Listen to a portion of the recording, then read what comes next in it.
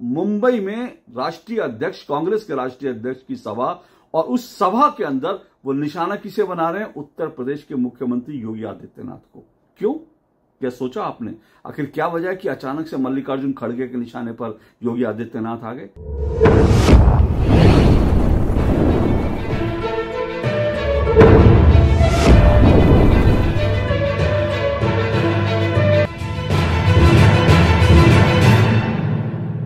कांग्रेस के राष्ट्रीय अध्यक्ष मल्लिकार्जुन खड़गे जब कभी भी किसी सभा में जाते हैं, राजनीतिक भाषण करते हैं, विरोधियों पर प्रहार करते हैं, तो हमेशा उनके निशाने पर नरेंद्र मोदी रहते हैं। और ऐसा स्वाभाविक ही है, क्योंकि मल्लिकार्जुन खड़गे आखिर देश की सबसे पुरानी पार्टी और प्रमुख विपक्षी पार्टी कांग्रेस के राष्ट्रीय अध्यक्ष हैं, और नरेंद्र मोदी देश के प्रधानमंत्री हैं, जो एक तरह से न सिर्फ इस सरकार को लीड कर रहे हैं बल्कि बीजेपी को भी लीड कर रहे हैं। तो ऐसे में मल्लिकार्जुन खड़गे, जो कांग्रेस के राष्ट्रीय अध्यक्ष हैं, उनका नरेंद्र मोदी पर हमला करना, सीधा हमला करना, बार बार हमला करना, यह बड़ा स्वाभाविक है। लेकिन इस बार मल्लिकार्जुन खड़गे के निशाने पर नरेंद्र मोदी नहीं, बल्कि उत्तर प्रदेश के मुख्यमंत्री योगी आदित्यनाथ थे। और योगी आदित्यनाथ न सिर्फ उनके निशाने पर थे, बल्कि उन्होंने पानी पी पी कर योगी आदित्यनाथ को कोसा। हालांकि मल्लिकार्जुन खड़गे ने योगी आदित्यनाथ का नाम नहीं लिया, क्योंकि शायद उनको लगता होगा कि वो कांग्रेस के राष्ट्रीय अध्यक्ष हैं और वो जो है उत्तर प्रदेश के मुख्यमंत्री की आलोचना कर रहे हैं, तो इसलिए वो योगी आदित्यनाथ का नाम तो नहीं लिया। लेकिन उन्होंने योगी आदित्यनाथ को पानी पी पी कर कोसा। आप ये सोचिए कि, और ये भी जो मल्लिकार्जुन खड़गे ने जिस तरह से योगी आदित्यनाथ को निशाना बनाया, वो निशाना भी उन्होंने कहां बनाया? मुंबई में। महाराष्ट्र के चुनाव, मुंबई में राष्ट्रीय अध्यक्ष, कांग्रेस के राष्ट्रीय अध्यक्ष की सभा, और उस सभा के अंदर वो निशाना किसे बना रहे हैं? उत्तर प्रदेश के मुख्यमंत्री योगी आदित्यनाथ को। क्यों? क्या सोचा आपने? आखिर क्या वजह है कि अचानक से मल्लिकार्जुन खड़गे के निशाने पर योगी आदित्यनाथ आ गए? और अगर आप उनके जो शब्द सुनेंगे तो उनके शब्द भी जो हैं वो बहुत ज्यादा चुभने वाले हैं। इतने चुभने वाले कि जो देश भर के तमाम संत थे उनको इस पर रिएक्ट करना पड़ा।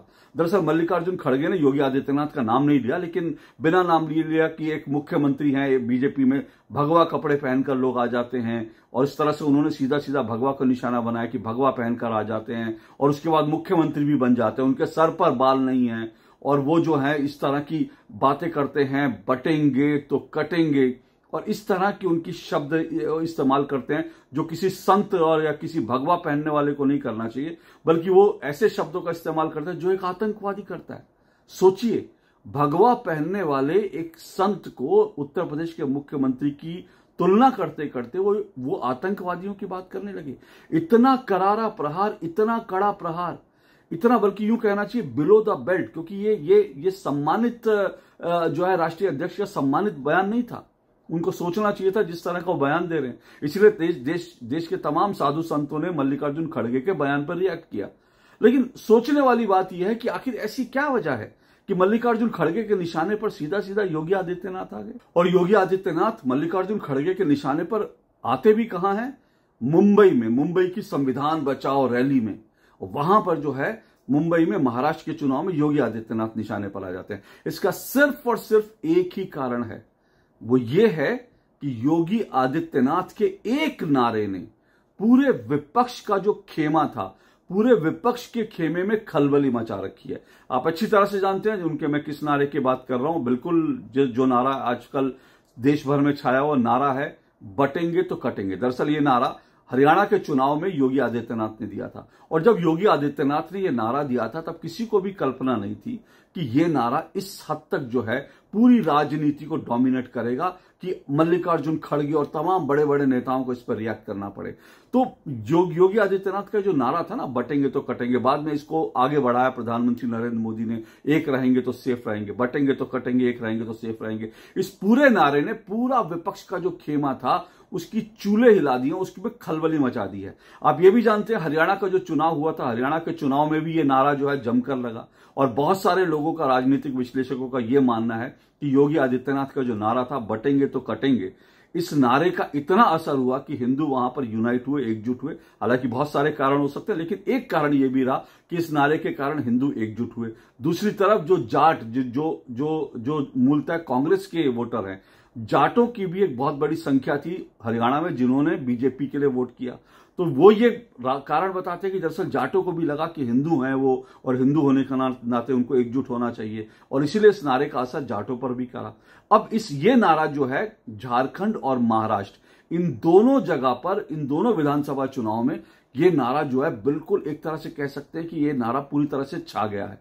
पूरे चुनाव में यही नारा सुनाई दे रहा है, झारखंड में भी और साथ साथ महाराष्ट्र में भी। अब ऐसा बहुत कम होता है कि अगर अलग अलग राज्यों में चुनाव हो तो वहां एक ही नारा जो है वो चल रहे हैं। विधानसभा चुनाव की बात कर रहा हूं, लोकसभा चुनाव में एक अलग बात है, लोकसभा चुनाव में हो सकता है, लेकिन विधानसभा चुनाव में, राज्य विधानसभा चुनाव में ऐसा रेयरेस्ट ऑफ रेयर होता है कि एक नारा जो है वो अलग अलग राज्यों में एक नारा जो है वो जो है न्यूज सेट करने लगे और एक नारा प्रमुख नारा बन जाए। लेकिन बटेंगे तो कटेंगे का नारा झारखंड से लेकर महाराष्ट्र तक दोनों जगह की राजनीति में छाया हुआ, और ये बात विपक्ष को पूरी तरह से परेशान कर रही है। योगी आदित्यनाथ की बात करते करते आतंकवादी तक की कह दिया कि ये भाषा आतंकवादी की है। दरअसल ये जो नारा है ना, मैंने आपको पहले भी बताया था कि ये नारा कहते हैं कि मतलब दशकों में कोई एक नारा जब हिट होता है ना राजनीति में, और वो इस हद तक जो प्रभावी नारा हो जाता है, उनमें से एक नारा है। जैसे मैं पहले भी आपको बता चुका हूं कि जय श्री राम और रामलला हम आएंगे मंदिर वहीं बनाएंगे, ये नारा था जो 80 और 90 के दशक में जिसने देश की राजनीति को डोमिनेट किया। उसके बाद बटेंगे तो कटेंगे ऐसा नारा है जो जो जो पूरे देश की राजनीति को डोमिनेट कर रहा है, और ये नारा विपक्ष को इसलिए परेशान कर रहा है क्योंकि विपक्ष का एक ही मकसद था। विपक्ष की अगर आप कहेंगे, राहुल गांधी की बात करेंगे या अखिलेश यादव की या आरजेडी की या दक्षिण में अगर स्टालिन की भी बात करें, इन सब का जो है एक ही जो है 2024 के लोकसभा चुनाव में इनका एक ही फॉर्मूला था जिसने पे किया, वो ये कि जाति जनगणना के नाम पर हिंदुओं को बांटना है। इस पर काम कर रहे। तो राहुल गांधी का संविधान बचाओ, जाति जनगणना कराओ, हिंदुओं को बांटो, ये जो तमाम नारे थे ना, ये लोकसभा चुनाव में चल निकले थे, और इसके कारण बीजेपी को, मैं बार बार बता चुका हूं, बीजेपी को नुकसान हुआ, कांग्रेस को ज्यादा सीटें मिली और समाजवादी पार्टी उत्तर प्रदेश में सबसे बड़ी पार्टी बन गई। सब इसलिए हुआ था क्योंकि हिंदुओं को बांटने में कामयाब रहे थे।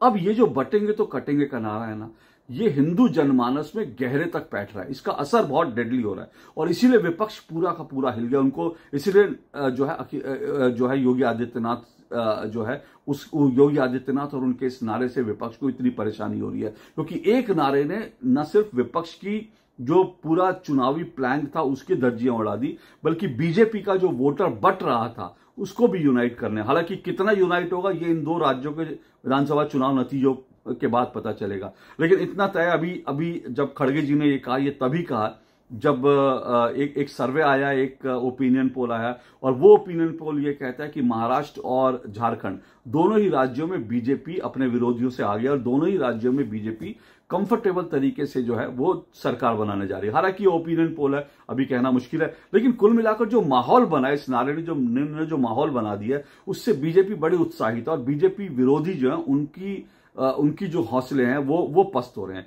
और इसीलिए तमाम लोग रिएक्ट कर रहे हैं। यहां तक कि अखिलेश यादव और उत्तर प्रदेश में तो ये असर हो रहा है कि अखिलेश यादव और समाजवादी पार्टी रोज ही इस नारे के बटेंगे तो कटेंगे के जवाब में रोज एक नया नया नारा जो है लाते हैं, और रोज एक नया लाल नारा लाकर समाजवादी पार्टी के दफ्तर के बाहर चस्पा दिया जाता है। लेकिन वो नारा एक दिन चलता है, 2 दिन चलता है, उसके बाद वो नारा जो है आउटडेटेड हो जाता है। लेकिन बटेंगे तो कटेंगे का नारा जो है वो लगातार पिछले 70-80 दिनों से देश की राजनीति को डोमिनेट कर रहा है। भारत में जो हिंदू हैं उनको एकजुट करने की कोशिश कर रहा है, और एक मैसेज दे रहा है कि भाई हिंदुओं को एकजुट रहना, नहीं तो बहुत बुरे दिन हो गए, बुरा दौर आएगा।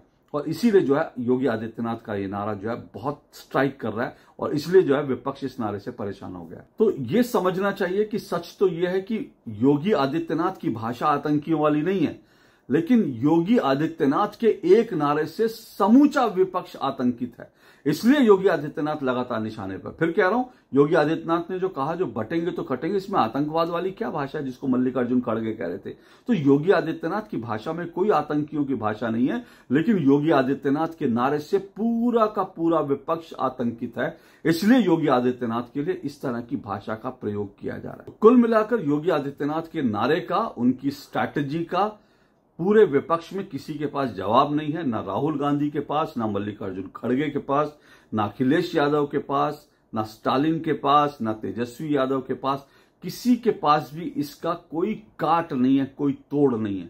इसलिए बटेंगे तो कटेंगे का नारा जो है ना, वो पूरे विपक्ष को बांट रहा है, पूरे विपक्ष को काट रहा है, उनको बांट भी रहा है अंदर ही अंदर, उनको काट भी रहा है अंदर अंदर, और उनको जिस तरह से बांट रहा है, काट रहा है, उसके कारण विपक्ष जो है वो उसके निशाने पर योगी आदित्यनाथ आ गए हैं।